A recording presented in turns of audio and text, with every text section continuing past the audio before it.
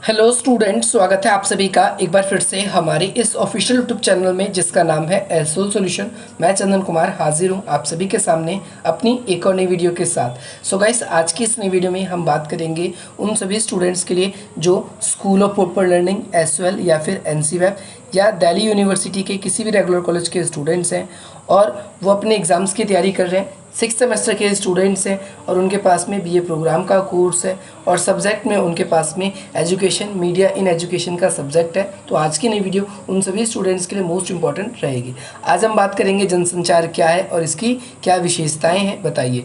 तो ज़्यादा देर न करते हुए आज की अपनी इस वीडियो को हम स्टार्ट करते हैं। सबसे पहले जनसंचार होता क्या है, तो लोग समूह संचार को जनसंचार मान लेते हैं। समूह संचार यानी कई बार जब हम ग्रुप्स में एक साथ कई लोगों के साथ कनेक्ट होते हैं, एक साथ कई लोगों के साथ में हम बात करते हैं, तो वो जो है वो जनसंचार है। क्योंकि जनसमूह या भीड़ दोनों ही एक प्रकार का संचार होता है। आई होप आपको क्लियर होगा। जनसंचार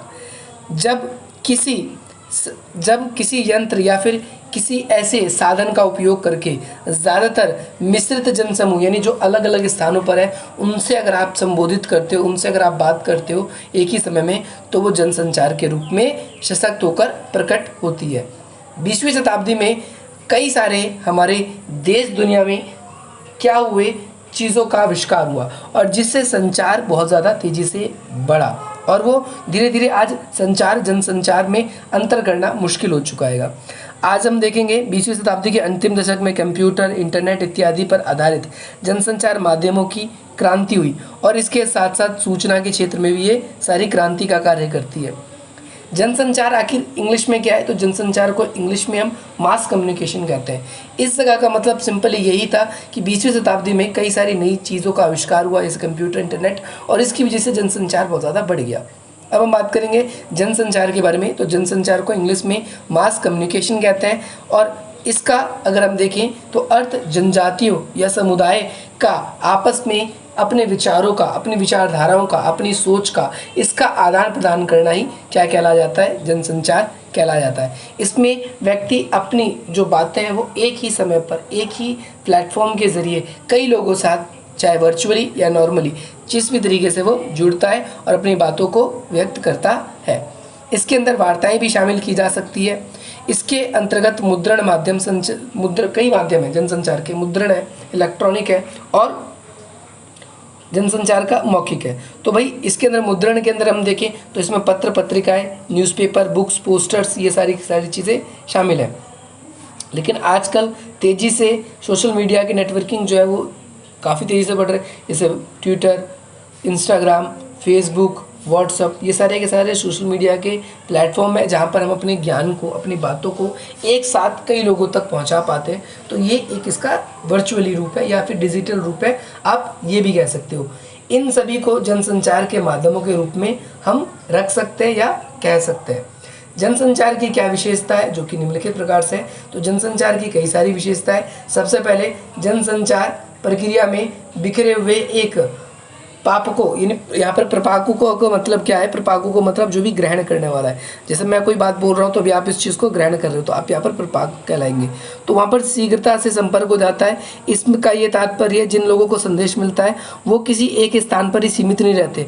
हम अपने संदेश को एक ही समय में अलग अलग लोगों तक, अलग अलग माध्यम से, अलग अलग समय पर पहुँचा सकते हैं और एक साथ कई लोगों से कनेक्ट हो सकते हैं। कुल मिलाकर बात यही है फर्स्ट पॉइंट पे। सेकंड पॉइंट पे, जनसंचार किसी भी व्यक्ति के लिए कोई कार्य नहीं करता, बल्कि यह सभी व्यक्तियों के लिए समान रूप से कार्य करता है। तो स्पेशल किसी का नहीं होता। जब आप कोई बात बोलोगे तो ऐसा नहीं किसी एक तक ही पहुंचेगा, सब तक पहुंचेगा। तो जनसंचार की एक खासियत ये भी है कि एक ही बार में हम कई लोगों के साथ डायरेक्टली जुड़ जाते हैं। जनसंचार की प्रक्रिया स्पष्ट होती है और इसमें ढांचा या चार्टर पर आधारित होना या होता है कि इसके अंदर ये इजी वे है, सबसे पहली बात तो। और इसमें इसका जो चार्टर है उस पर ये पूरी तरीके से बेस्ड होता है। अगली चीज़ है जनसंचार के अंदर प्रतिपुष्टि, यानी जो भी फीडबैक है वो आपको शीघ्रता से मिल जाता है। शीघ्रता का मतलब है तेज़ी से, आपको उसी समय इसके बारे में जानकारी मिल जाती है कि वो चीज़ें ठीक है कि नहीं है।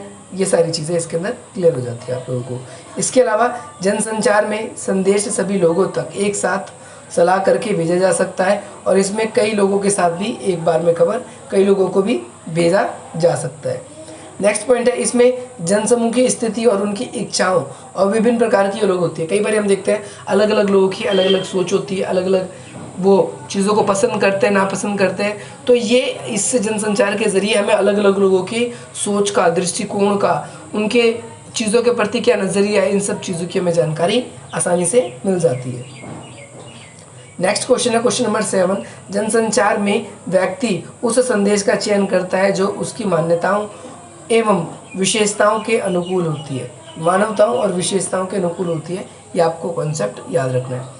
अगली चीज़ आप सभी को ये भी याद रखना है, जनसंचार के अंदर भौगोलिक एवं सीमा की जो समस्या है वो तोड़ दिया गया है। उसके अंतर्गत हम आजकल ग्लोबल तौर पर हम देखते हैं कि भाई किस तरीके से विश्व में वैश्वीकरण का प्रचार प्रसार हो रहा है, किस तरीके से जनसंचार जो है आज विश्व स्तर पर काफ़ी तेज़ी से फैलता जा रहा है।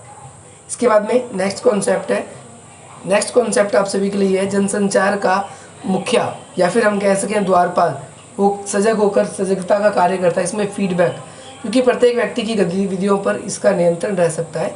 ये वाला कॉन्सेप्ट भी आप सभी को याद रखना है। इसके अलावा अब हम बात करेंगे उन सभी स्टूडेंट्स के लिए जो अब तक हमारे चैनल से नहीं जुड़े।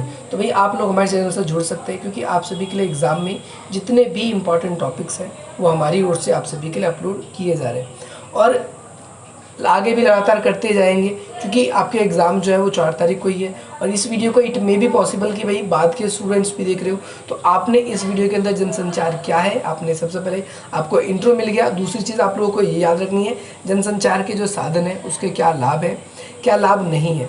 एक ये कॉन्सेप्ट भी आप सभी के लिए बहुत ज़्यादा इंपॉर्टेंट है। इसके अलावा जनसंचार के कुछ माध्यम आपसे पूछे जा सकते हैं, जैसे इसके अंदर आपको ये पूछा जा सकता है जनसंचार के किन्हीं 2 माध्यमों का उल्लेख कीजिए, तो उस जगह पर आपको न्यूज़पेपर्स का, बुक्स का या फिर जो प्रिंट मीडिया है उसको डिटेल वाइज आपको एक्सप्लेन करना होगा। कुछ टॉपिक्स ऐसे भी होते हैं जो आप सभी के जैसे लिखित मीडिया हो गया। अब इसके अलावा मौखिक व इलेक्ट्रॉनिक मीडिया भी आपसे पूछ सकता है जनसंचार को कैसे प्रभावित करता है। तो इलेक्ट्रॉनिक और मौखिक मीडिया ने सबसे ज़्यादा जनसंचार को प्रभावित किया है। हम अपनी बातों को एक ही समय पे बिल्कुल ईजी तरीके से सब तक पहुंचा पाते हैं, और ऐसा नहीं है कि कहीं तक हमारी बात पहुंचे या कहीं तक ना पहुंचे। आजकल की सर्विस प्रोवाइडर इतने अच्छे हैं कि अगर आपकी प्रॉब्लम कोई भी है तो उस प्रॉब्लम को फटाफट उस तक पहुंचा देते हैं। तो होपफुली आज की इस नई वीडियो से आप सभी को बहुत वैल्यू मिलेगी, और इसी प्रकार की इंटरेस्टिंग वीडियोज़ पाने के लिए आप हमारे वीडियो को लाइक करेंगे, अधिक से अधिक मित्रों तक शेयर करेंगे और हमारे चैनल को सब्सक्राइब करेंगे। डिस्क्रिप्शन बॉक्स में आप सभी के लिए कुछ वेरियस इंपॉर्टेंट लिंक है, जैसे आप सभी हमसे टेलीग्राम पे जुड़ना चाहें, आप हमसे इंस्टाग्राम पर, फेसबुक पे, तो वहाँ जुड़ सकते हैं स्क्रीन पे दिए गए नंबर्स के थ्रू भी। इसके अलावा अगर आप हमारे अल्टरनेटिव यूट्यूब चैनल से भी जुड़ना चाहते हैं तो उसका लिंक भी डिस्क्रिप्शन बॉक्स में, आप वहाँ से भी हमसे जुड़ सकते हैं। मिलते हैं हम आपसे अपनी अगली वीडियो में। जय हिंद, जय भारत।